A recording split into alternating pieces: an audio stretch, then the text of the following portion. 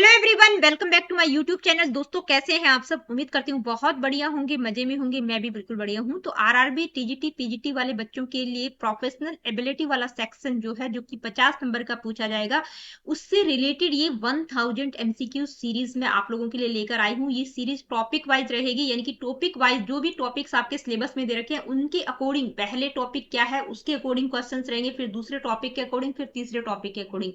इससे पहले आप लोगों को सजेस्ट करना चाहूंगी कि ये एमसीक्यू सीरीज मैं जो करवा रही हूँ उससे पहले मैं आप लोगों का कंप्लीटली सिलेबस करवा चुकी हूँ। कोई इक्का दुक्का वीडियो होगा जो कि मैंने नहीं डाला होगा, बाकी ऑलमोस्ट सारा का सारा प्लेलिस्ट बिल्कुल अपडेटेड है। ठीक है, तो आप पहले वो टॉपिक्स कर देख के आइएगा। अब ये कुछ बच्चों के कमेंट्स आते हैं कि मैडम सीक्वेंस में लगा दीजिएगा। भाई, सीक्वेंस में जो फिलॉसफी और सोशियोलॉजी वाला पार्ट है वो तो ए टू जेड टॉपिक्स मैंने सीक्वेंस में डाले हुए हैं, लेकिन जो साइकोलॉजी वाला टॉपिक है, जो करिकुलम वाला टॉपिक है, उनकी वीडियोस मैंने इंक्लूड की है। क्यों की है? क्योंकि मैं बार बार वही चीज रिपीट नहीं कर सकती, क्योंकि वही चीज DSSB में भी है, किसी दूसरे KVS में भी है। तो वही अभी जो वीडियोस मैंने रिसेंटली बनाई थी उन टॉपिक्स पे, तो वो सारी की सारी वीडियोस वो टॉपिक जो आपके में है, जैसे इंटेलिजेंस एंड थ्योरीज का टॉपिक है, तो इंटेलिजेंस की कम से कम 15 वीडियोस मैंने आप लोगों की प्लेलिस्ट में इंक्लूड कर दी है। मोटिवेशन का टॉपिक है, लर्निंग का टॉपिक है। तो जो टॉपिक्स ऑलरेडी मैं करवा चुकी हूँ उनको मैं बार बार रिपीट नहीं करूंगी। तो वो टॉपिक आप देखिएगा कि मैडम की लर्निंग से रिलेटेड कौन सी वीडियोज हैं। ठीक है, तो इस तरह से आप टॉपिक उठाइए और चेक कर लीजिए, क्योंकि बहुत सारे बच्चों के ये भी कमेंट्स आते हैं कि मैडम कैसे करें टॉपिक वाइज। तो ये तो बहुत गलत बात है। ठीक है, तो आप टॉपिक देखिए सिलेबस में कौन सा टॉपिक है। सोशियोलॉजी और जो फिलॉसफी वाला पार्ट है वो मैं पूरा का पूरा सीक्वेंस में करवा चुकी हूँ, 17-18 वीडियोज हैं। और जो करिकुलम वाला टॉपिक था, जो कि वीडियोज मैंने नहीं बना रखी थी, तो उसमें से भी मैंने करवा दी। एक टॉपिक मैंने नहीं करवाया, स्किल और कॉम्पिटेंसी वाला। ठीक है, बस बाकी आपकी प्लेलिस्ट बिल्कुल अपडेटेड है। और आजकल देखिए NEP 2020 का भी है, तो NEP 2020 आपके सिलेबस में तो इंक्लूड नहीं थी, इसलिए मैंने वहां पर इंक्लूड नहीं किया। लेकिन आपका जो मैंने 2019 का पेपर देखा था पीजीटी का, तो वहां पर जो ये कमीशन पॉलिसीज इनसे रिलेटेड भी क्वेश्चंस थे और कुछ एक्स्ट्रा टॉपिक भी थे। तो कुछ बच्चों के अभी कमेंट मैं जस्ट पढ़ के ही आई हूं। तो एक बच्ची का कमेंट आया था कि मैडम क्या प्लेलिस्ट सफिशिएंट है अगर हम नोट्स ना लेना चाहें? तो बिल्कुल बेटा, सफिशिएंट तो है, लेकिन जो नोट्स है उनका कोई कंपैरिजन नहीं है, उनका कोई मुकाबला नहीं है, क्योंकि वो मैंने बहुत ही मतलब एकदम सीक्वेंस में और बिल्कुल A to Z चीजें मैंने इंक्लूड की है जो कि आपके सिलेबस में है। और जो मैंने आपका पेपर देखा था उसको ध्यान में रखते हुए कम से कम 10 एक्स्ट्रा टॉपिक्स मैंने वहां पर इंक्लूड किए हैं विद MCQs, क्योंकि मुझे लगा कि हाँ ये इंपॉर्टेंट टॉपिक्स है और यहाँ से क्वेश्चन बन सकता है। और वहां पर मैंने NEP 2020 भी और जितने भी ये नेशनल जो कमीशन है, नेशनल पॉलिसीज जो जितनी भी है, ठीक है, जो भी आई है वो सारी, और जितना RT एक्ट हो गया या इस तरह की जो भी चीजें हैं जो एजुकेशन से रिलेटेड है, ठीक है, वो सारी चीजें मैंने वहां पर इंक्लूड की हैं। तो देखिए, नोट्स का तो कोई कंपैरिजन नहीं है, लेकिन ये सारी चीजें जो एक्स्ट्रा वाली चीजें हैं, हो सकता है आपको ये प्लेलिस्ट में नहीं है। NEP 2020 मैंने नहीं करवाया है, हो सकता है मैं एक वीडियो लेकर आ जाऊं आप लोगों के लिए, अगर मेरे को टाइम मिल गया तो। मैं गारंटी नहीं दे रही हूँ, लेकिन हो सकता है मैं ले आऊं। ठीक है, बाकी बहुत कुछ, यानी कि आप 40-45 आप स्कोर कर सकते हैं प्लेलिस्ट से भी। तो ये डरना नहीं है कि प्लेलिस्ट बहुत ज्यादा वैल्यूबल है। बिल्कुल एक का दुक्का टॉपिक होगा जो कि आपको प्लेलिस्ट में नहीं मिलेगा, तो आप प्लेलिस्ट के थ्रू भी तैयारी कर सकते हैं। और ये 1000 MCQs तो बहुत इंपॉर्टेंट है। जिन बच्चों ने PDF लिया है उनको भी सजेस्ट करूंगी, क्योंकि जिन्होंने लिया है कम से कम 35-40 बच्चे हैं जिन्होंने PDF लिया है, तो उनके बहुत वैल्यूबल कमेंट्स मुझे आए हैं। लेकिन कुछ एक बच्चों ने ही कमेंट्स किया है, तो मैं रिक्वेस्ट करूंगी कि प्लीज अपना फीडबैक जरूर शेयर कीजिए, ताकि दूसरे बच्चों को भी मोटिवेशन मिल सके। ठीक है, क्योंकि दूसरे बच्चों को ये डर रहता है कि कहीं नोट्स खराब तो नहीं है। तो मैं आपको गारंटी दे रही हूँ, नोट्स बहुत ज्यादा वैल्यूबल है। 761 पेजेस का PDF मैंने रेडी किया है, पूरा का पूरा कंप्लीट सिलेबस पैकेज है। कम से कम 16-17 वहां पर मॉक टेस्ट मैंने लगाए हैं, 10-12 जो एक्स्ट्रा टॉपिक्स थे वो भी मैंने इंक्लूड किए हैं, थ्योरेटिकली मैंने इंक्लूड किए हैं, उसके बाद उनसे रिलेटेड MCQs भी इंक्लूड किए हैं। और जो आपका RRB PGT वाला पेपर था वो भी मैंने इंक्लूड किया, वो तो मैं इस सीरीज में भी आप लोगों को आगे करवा दूंगी। लेकिन अगर आप मुझसे पूछना चाहेंगे कि मैडम हम क्या करें, तो मैं बिल्कुल सजेस्ट करूंगी कि आप प्लेलिस्ट और नोट्स दोनों के साथ जाइएगा। आपका 50 के 50 मार्क्स कहीं नहीं गए। अगर आप सिर्फ नोट्स के साथ भी जाएंगे तो वहां से भी आप 50 आउट ऑफ 50 कवर कर सकते हैं। लेकिन हो सकता है प्लेलिस्ट से आपका 40-45 आप कवर कर पाए, क्योंकि कुछ एक चीजें हैं जो वहां पर मैंने इंक्लूड नहीं की हैं। तो बस ये एक दो बच्चे की कमेंट्स में देख कर आई थी, तो मैंने आप लोगों को बता दिया है, ठीक है।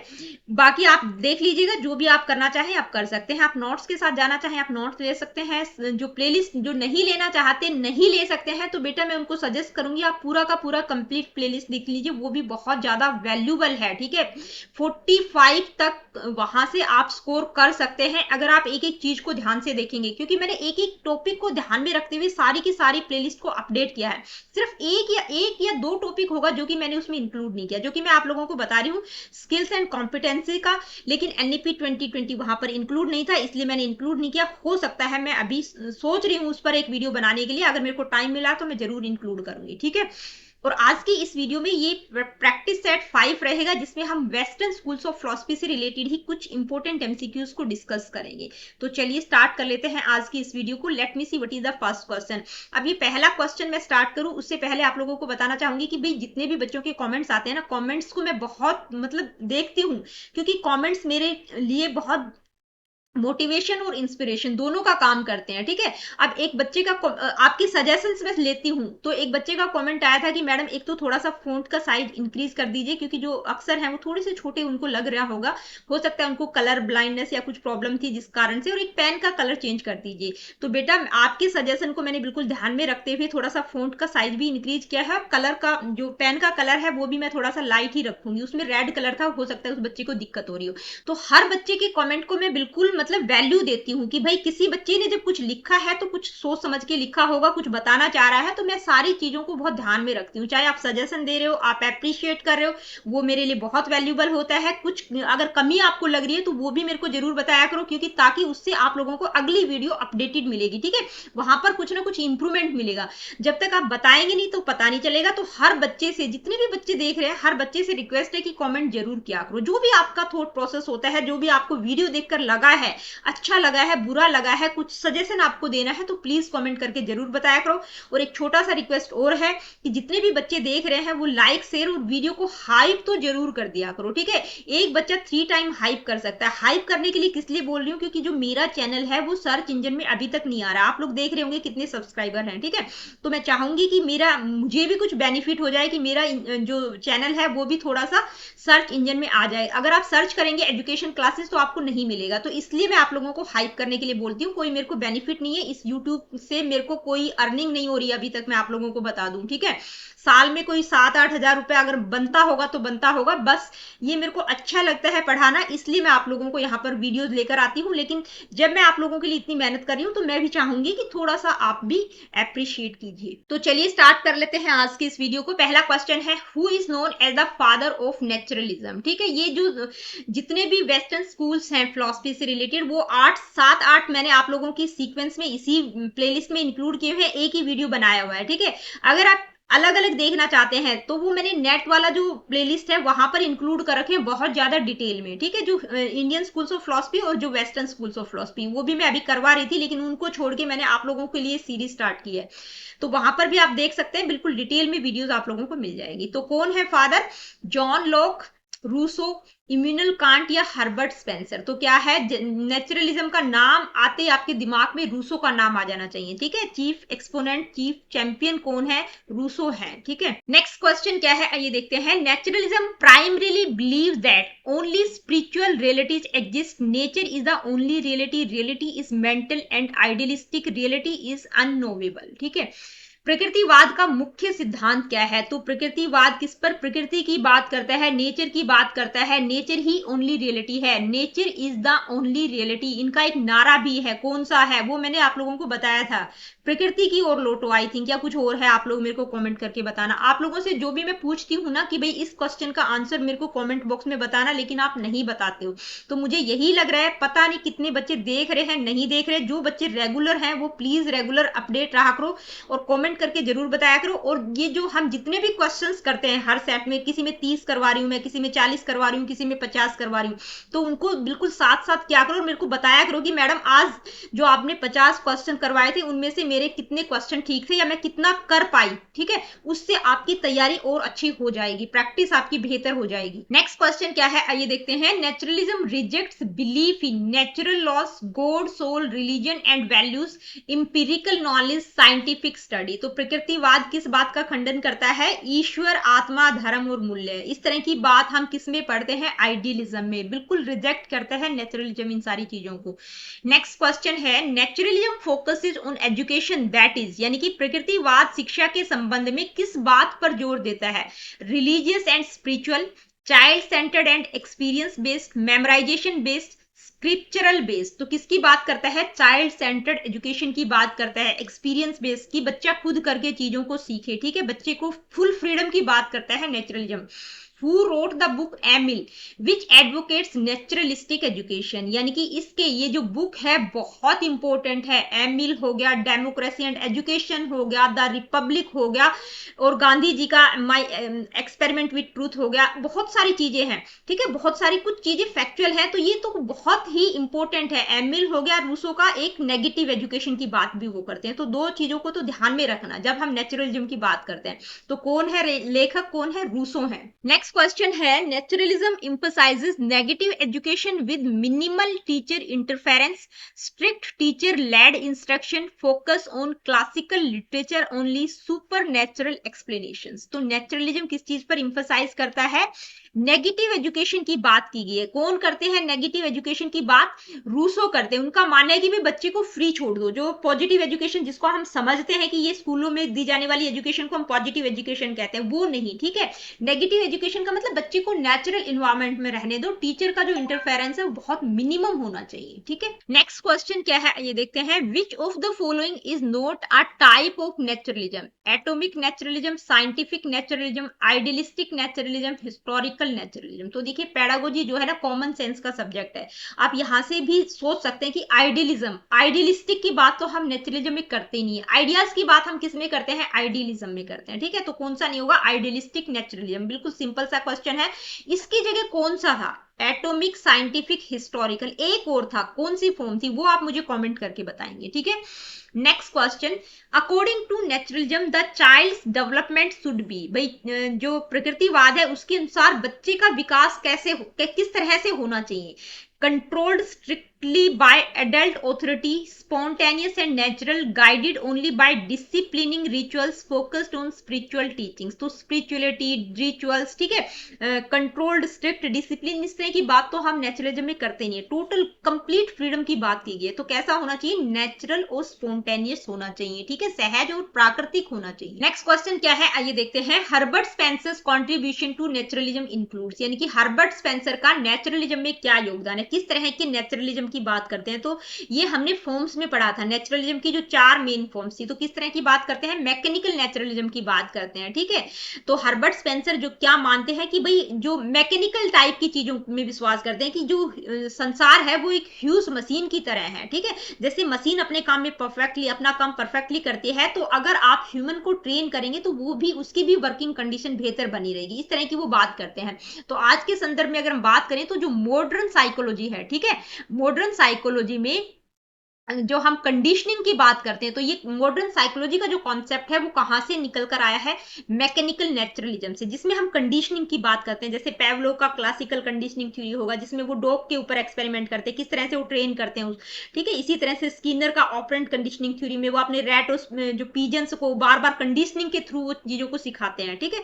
तो जो मॉडर्न साइकोलॉजी का कॉन्सेप्ट है वो मैकेनिकल नेचुरलिज्म से ही निकल कर आया है। Next question, naturalism in education stresses, यानी कि शिक्षा में नेचुरलिज्म किस चीज पर स्ट्रेस डालता है? Bookish knowledge, learning through senses, experience and natural environment, reliance on super natural guidance, traditional rituals. तो रिचुअल, सुपर नेचुरल, ठीक है, बुकिश नॉलेज, इस तरह की बात तो हम कहीं पढ़ते ही नहीं है। नेचुरलिज्म किसकी बात करता है? Learning through senses, experience, natural environment, ठीक है, किसकी बात करते हैं? नेचुरल इन्वायरमेंट की भाई बच्चे को खुला छोड़ दो, वो खुद चीजों को कर करके सीखेगा। यही उनकी जो एमिल बुक है रूसो की, उसमें भी उन्होंने उसमें जो करेक्टर होता है उसका नाम भी एमिली होता है, कि वो मतलब जो भी कर रहा है उसको करने दो, जो भी कॉन्सिक्वेंसेज रहेंगे तो वो खुद के जो कॉन्सिक्वेंसेज सही करेगा गलत करेगा उन कॉन्सिक्वेंसेज के थ्रू वो चीजों को सीखेगा। Next question, who is considered the founder of existentialism? कौन है फाउंडर? सोरेन किरकेगार्ड है, ठीक है। अब ये अगर थोड़ा सा डिटेल में अगर पूछ ले तो 19वीं शताब्दी की अगर वो बात करते हैं तो सोरेन किरकेगार्ड के साथ आप जाएंगे, या मेन भी अगर पूछा जाता है कि फाउंडर कौन है तो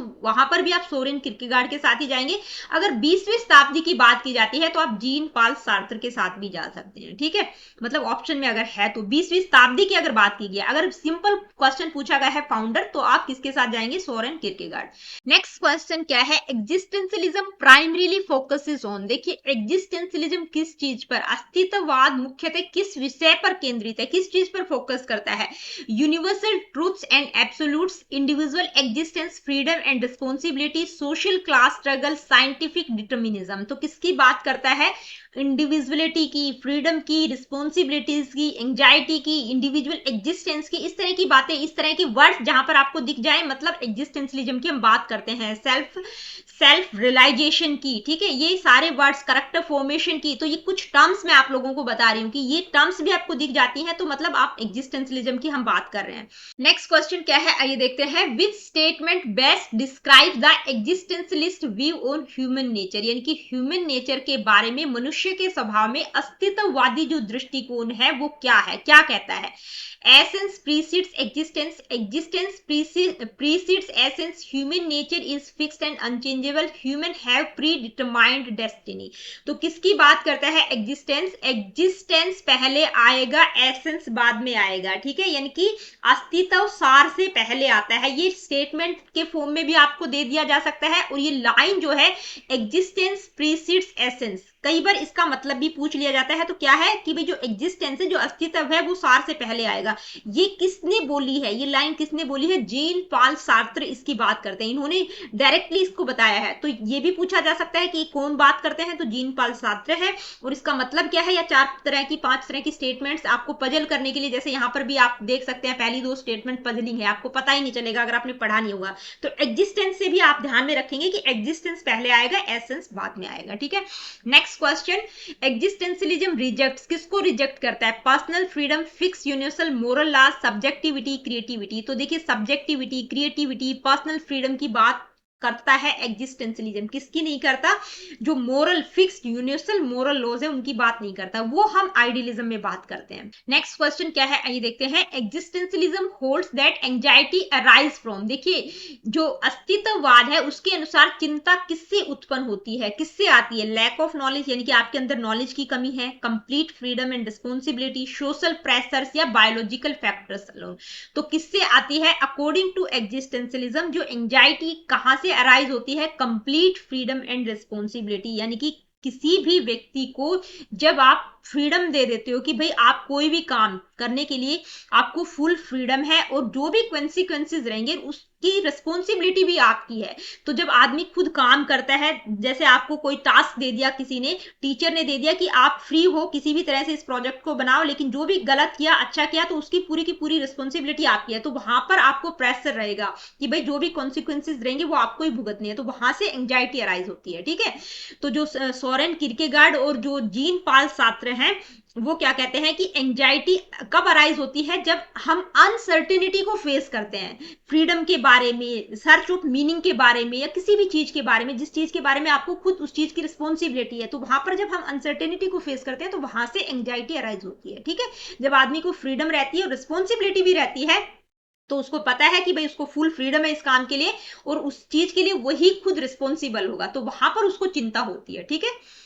next question, which of the following is not an existentialist thinker, इनमें से कौन सा एग्जिस्टेंशियलिस्ट थिंकर नहीं है? तो 4-5 जो मेन थे एग्जिस्टेंशियलिज्म से रिलेटेड वो मैंने वीडियो में आप लोगों को बता रखे हैं, अगर आप पढ़ के आएंगे तो सिर्फ रीड भी कर लेंगे तो वहां से आपको पता चल जाएगा। तो Frederick Nietzsche, Martin Heidegger, Jean पाल सार्त्रे, बर्ट्रैंड रसल। तो बर्ट्रैंड रसल नहीं है, ठीक है। ये कौन सी फिलोसफी में हमने पढ़ा था, कौन सी वेस्टर्न फिलोसफी में हमने बात की थी बर्ट्रैंड रसल की, वो आप मेरे को जरूर बताइएगा। Next question, existentialist education primarily aims at, यानी कि अस्तित्ववादी शिक्षा का मुख्य उद्देश्य क्या है? तो किसकी बात करते हैं? Character building and self realisation, teaching scientific facts, focusing on rote learning, training for job skills.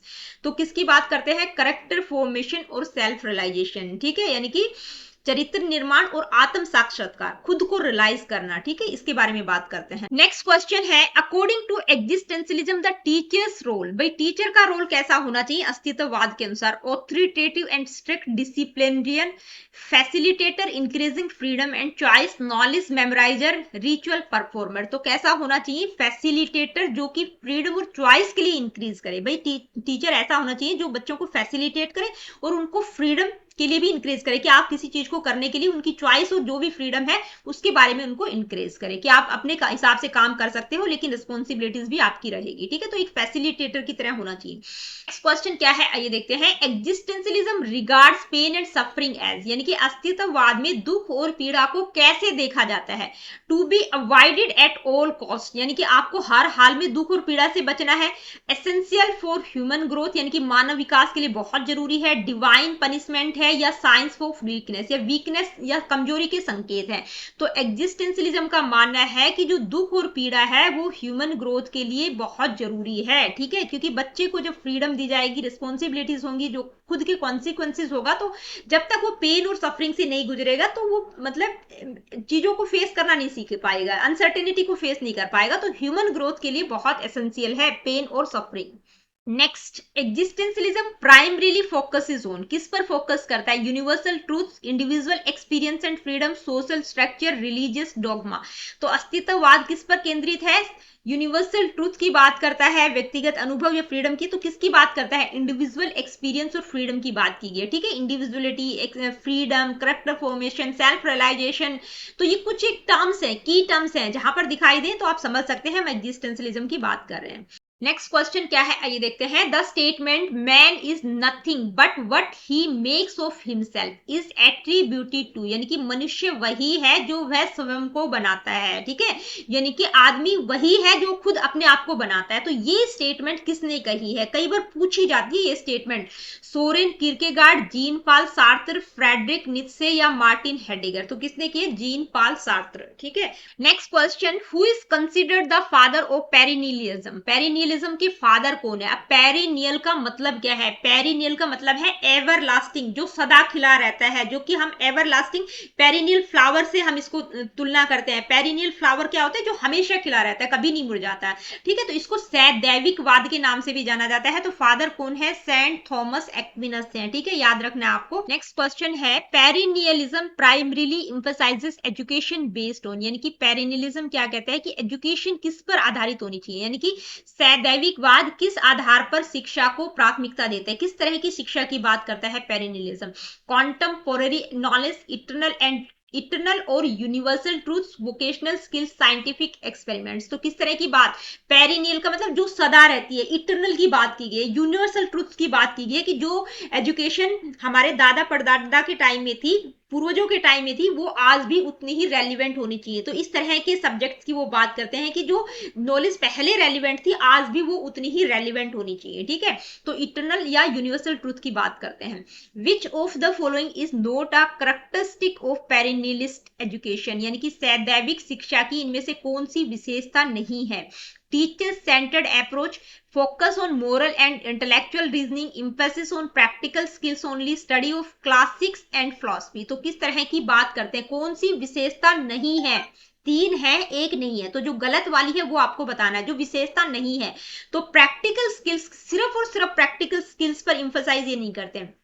Teacher centred approach की भी बात करते हैं, ठीक है, मोरल और इंटेलेक्चुअल रीजनिंग पर भी फोकस करते हैं। और क्लासिक और जो फिलॉसफी है, जो कि जो ऐसे सब्जेक्ट्स हैं जैसे फिलॉसफी हो गया, हिस्ट्री हो गया, ठीक है, ये मतलब आज भी उनकी जो नॉलेज है वो उतनी रेलिवेंट है। तो इस तरह की जो क्लासिक्स और फिलॉसफी वाले सब्जेक्ट्स हैं उनकी स्टडी पर ही फोकस करता है। तो किसकी बात नहीं करते? सिर्फ और सिर्फ प्रैक्टिकल स्किल्स की पर इन्होंने एम्फसाइज नहीं किया है। नेक्स्ट क्वेश्चन क्या रहेगा?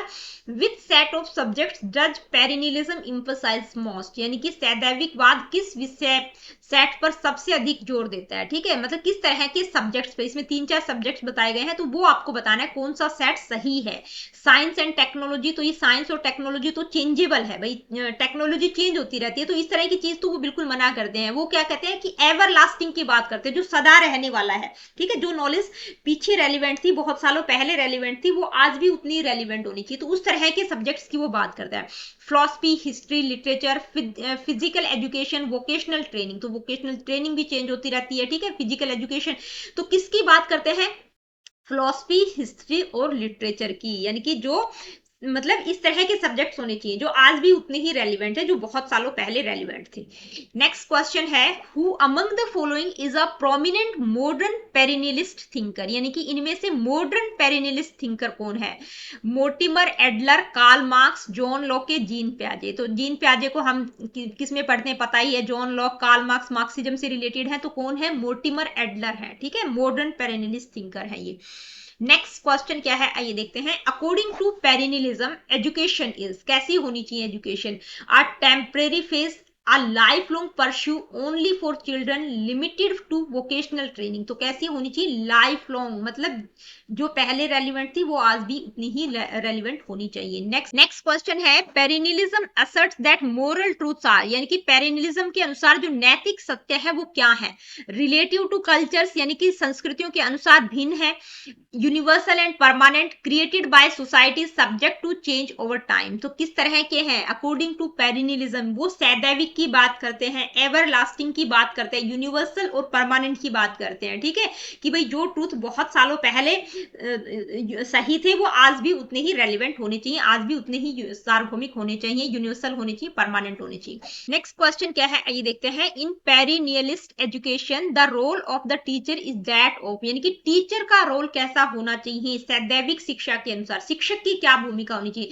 फैसिलिटेटर होना चाहिए, moral and intellectual authority, peer companion, curriculum designer only. तो किस तरह का होना चाहिए? देखते ही आप समझ गए होंगे, मोरल एंड इंटेलेक्चुअल ऑथोरिटी का होना चाहिए, ठीक है, जिसको नॉलेज हो, ताकि वो जो भी नॉलेज है उसके बारे में बच्चों को अप टू डेट रखे। नेक्स्ट क्वेश्चन क्या है, ये देखते हैं। Who wrote being and time? देखिए, बीइंग एंड टाइम के लेखक कौन है? Martin Heidegger, Jean Paul Sartre, Friedrich Nietzsche, Karl Marx. तो बीइंग और टाइम के जो लेखक हैं वो कौन है? मार्टिन हेडेगर, ठीक है। मार्टिन हेडेगर है ऑथर बीइंग एंड टाइम के। नेक्स्ट क्वेश्चन क्या है, आइए देखते हैं। Perennialism believes education should primarily develop, यानी कि सैद्धाविकवाद मानता है कि शिक्षा मुख्य रूप से क्या विकसित करनी चाहिए, मतलब शिक्षा के द्वारा क्या डेवलप हो? टेक्निकल स्किल्स, पेरिनिलिज्म के अकॉर्डिंग हम बात करें, moral and intellectual virtues, physical fitness, social awareness. तो social awareness, physical fitness, technical skills की बात नहीं करते, किसकी करते हैं? Moral and intellectual virtues. Who is known as the father of Marxism? Marxism के फादर कौन है? कार्ल मार्क्स है, ठीक है। नेक्स्ट क्वेश्चन क्या है, आइए देखते हैं। Marxism views history primarily as, यानी कि मार्क्सवाद इतिहास को किस रूप में देखता है? Series of religious movements, record of class struggles and conflict, cycle of political regimes, chronology of cultural changes, ठीक है। तो किसके रूप में देखता है? क्लास स्ट्रगल और कॉन्फ्लिक्ट्स, यानी कि जो वर्ग संघर्ष और विवाद हैं उनका इतिहास जो है उनके बारे में बात करता है मार्क्सिज्म। जो भी क्लास स्ट्रगल्स और जो भी कॉन्फ्लिक्ट्स थे उसके बारे में बात करता है, ठीक है। According to Marxism, who are the bourgeois? ये बुर्जुआ ही है, ठीक है। बुर्जुआ, बुर्जुआ क्या है? मार्क्सवाद के अनुसार बुर्जुआ वर्ग कौन है? वर्किंग क्लास को हम बुर्जुआ वर्ग बोलते हैं, या रूलिंग कैपिटलिस्ट क्लास है, या फार्मर्स हैं, या रिलीजियस लीडर्स हैं? तो बुर्जुआ किसको बोला गया है मार्क्सिज्म में? रूलिंग कैपिटलिस्ट क्लास, यानी कि जो रूल कर रही है, जो पूंजीपति लोग हैं, जो पूंजीवादी वर्ग है, उसको बुर्जुआ बोला गया है। नेक्स्ट क्वेश्चन क्या है, ये देखते हैं। Marxism advocates education as means for, यानी कि मार्क्सवाद शिक्षा को किस साधन के रूप में मानता है? Up holding existence, social order, social justice and class equality, spiritual enlightenment, individual wealth accumulation. तो किस रूप में देखता है? यानी कि सोशल जस्टिस और क्लास इक्वलिटी की बात की गई है। भाई सामाजिक रूप से न्याय होना चाहिए, ठीक है, सामाजिक न्याय और वर्ग समानता की बात की गई है, इक्वलिटी की बात की गई, क्लास इक्वलिटी की बात की गई है। विच फिलॉसफी एम्फसाइजेस एक्सपीरियंशियल लर्निंग, यानी कि कौन सी फिलॉसफी एक्सपीरियंशियल लर्निंग हो गया, कॉम्पिटेंसी बेस्ड एजुकेशन की जब हम बात करते हैं तो एक्सपीरियंशियल लर्निंग की बात कौन करता है? प्रैग्मेटिज्म, पेरिनिलिज्म, आइडियलिज्म या रियलिज्म? तो किसमें हम पढ़ते हैं? प्रैग्मेटिज्म, ठीक है। प्रैग्मेटिज्म में हम एक्सपीरियंशियल लर्निंग की बात करते हैं, लर्निंग बाय डूइंग की बात करते हैं। नेक्स्ट क्वेश्चन क्या है, आइए देखते हैं।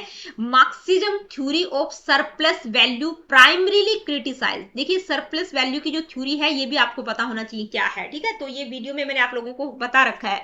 तो मार्क्स जो अधिशेष मूल्य का सिद्धांत है वो किसकी आलोचना करता है, किसको क्रिटिसाइज करता है? मार्क्सिज्म की जो थ्योरी है सरप्लस वैल्यू की वो किसको क्रिटिसाइज करती है?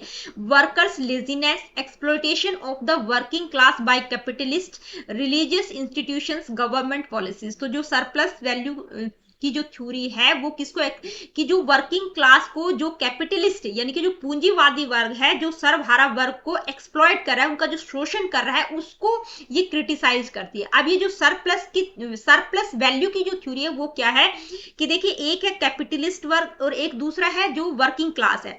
तो जो वर्किंग क्लास है वो जितना काम करती है भाई, वो काम जैसे एक वर्किंग क्लास है, एक मजदूर है भाई, वो 1000 रुपए का काम करता है, ठीक है, लेकिन जो पूंजीपति वर्ग है, ठीक है, जो मतलब जो मालिक है वो क्या करता है, उसको सिर्फ 400 रुपए देता है, ठीक है, 400 रुपए देके उसके जो 600 रुपए बच गए, उसने जो 600 1000 रुपए का काम किया तो सिर्फ उसको तो 400 रुपए दिए, लेकिन 600 रुपए उसने अपनी पॉकेट में रख लिए। तो यही है कि वो किस तरह से उसको एक्सप्लॉइट करा है, इसको सरप्लस वैल्यू थ्योरी कहा गया है, ठीक है भाई। जो पूंजीवादी लोग हैं वो किस तरह से वर्कर्स का शोषण कर रहे हैं, यानी कि काम तो वो कर रहे हैं लेकिन उनका जो जो वैल्यू थी, जो उन्होंने जितना काम किया था उतना उनको पे न करके उसका जो बेनिफिट था वो खुद ले लेते हैं, उसको सरप्लस वैल्यू थ्योरी कहा गया है। मतलब एक रफ सी लैंग्वेज में मैंने आप लोगों को समझाने की कोशिश की है। According to Marxism education should be, भाई एजुकेशन कैसी होनी चाहिए मार्क्सिज्म के according? Exclusive and elitist, free and accessible to all, focused on religious teachings, centred on rote learning. तो कैसी होनी चाहिए? निःशुल्क और सभी के लिए होनी चाहिए, फ्री होनी चाहिए, एक्सेसिबल टू ऑल होनी चाहिए, ठीक है। नेक्स्ट क्वेश्चन क्या है, आइए देखते हैं। Who co-authored the Communist Manifesto with Karl Marx? देखिए कम्युनिस्ट मैनिफेस्टो के जो लेखक है वो कार्ल मार्क्स है, लेकिन उनके साथ किसी और लेखक ने भी काम किया था। तो उनके साथ किसने काम किया था? Friedrich Engels, Vladimir Lenin, Mao Zedong और रोसा लग्जमबर्ग। तो किसने किया था? Friedrich Engels. उनके जो को ऑथर थे वो कौन थे? फ्रेडरिक एंगल्स, ठीक है। Next question, which western philosopher is famous for dialectical method? यानी कि कौन सा वेस्टर्न फिलोसोफर डायलेक्टिकल मेथड से एसोसिएट है, के लिए फेमस है? हेगल, कांट, डेस्कार्ट्स या जॉन लॉक? तो इनमें से कौन है? हेगल है। लेकिन देखिए अगर डायलेक्टिकल मेथड की मैं बात करूं तो सबसे पहले सुकरात, ठीक है, सॉक्रेट के द्वारा इस मेथड का क्वेश्चन आंसर्स के रूप में एज अ क्वेश्चन आंसरिंग के लिए प्रयोग किया गया था, ताकि इसलिए इसको सोक्रेटिक मेथड या डायलेक्टिकल मेथड के नाम से भी जाना जाता है, ताकि डायलॉग्स के थ्रू ट्रुथ तक पहुंचा जा सके। लेकिन बाद में हेगल ने इसको डेवलप किया था डायलेक्टिकल प्रोसेस को, थीसिस, एंटीथीसिस और सिंथेसिस के लिए। But the original dialectical method is associated with Socrates, यानी कि सुकरात ही जो डायलेक्टिकल मेथड के मेन नाम उन्हीं का है, लेकिन बाद में हेगल ने भी काम किया था। तो यहां पर आप देखेंगे कि सुकरात का नाम नहीं है, सॉक्रेट का अगर नाम होता तो आप सुकरात के साथ जाएंगे, अगर वो नहीं है तो फिर आप हेगल के साथ, ठीक है। मतलब मेन उन्होंने यूज किया था, सुकरात के द्वारा इसको यूज किया गया था। नेक्स्ट क्वेश्चन क्या है, आइए देखते हैं। Marxism views which class as the revolutionary force? यानी कि कौन मार्क्सिज्म के अकॉर्डिंग किस वर्ग को क्रांतिकारी माना गया है? बुर्जुआ, प्रोलिटेरियट, एरिस्टोक्रेसी या क्लर्गी? तो किसको माना गया है? प्रोलिटेरियट, जो सर्वहारा जो मजदूर वर्ग है वो ही रिवोल्यूशन ला सकता है अकॉर्डिंग टू मार्क्सिज्म, क्योंकि उन्हीं का शोषण किया जा रहा है। तो जब पब्लिक अवेयर हो जाएगी तो वो रिवोल्यूशनरी फोर्स का काम करेगा, कि उनको पता चलेगा कि भाई किस तरह से उनको दबाया जा रहा है, तो वो क्या है? वो रिवोल्यूशनरी फोर्स है, वो बहुत बड़ा रिवोल्यूशन ला सकते हैं। आप लोगों ने देखा भी होगा जब आम जनता को मतलब नहीं वेटेज दिया जाता तो वो खड़ी हो जाती है, तो एक बहुत बड़ा रिवोल्यूशन आ जाता है। नेक्स्ट क्वेश्चन है, who is known as the father of humanism? देखिए बेसिक क्वेश्चन तो सारे याद रखने, फादर या फाउंडर कौन है वो तो सभी के आपको पता होना चाहिए। मार्क्सिज्म में हम किसकी बात करते हैं, ह्यूमनिज्म में किसकी करते हैं, पेरेनिज्म के फादर कौन है, प्रैग्मेटिज्म के, रियलिज्म के, आइडियलिज्म के, सबके मैं साथ साथ बताती हुई चल रही हूँ, ठीक है। तो कौन है? फ्रांसिस्को पेट्रोक हैं। ये आपको ये फैक्चुअल क्वेश्चंस हैं। नेक्स्ट क्वेश्चन क्या है, आइए देखते हैं। ह्यूमनिज्म एम्फसाइजेस किस पर? देखिए अब जब ह्यूमनिज्म की बात करें, मानवतावाद की बात करें, तो ह्यूमैनिटी से रिलेटेड चीजें आपको देखने को मिलेंगी।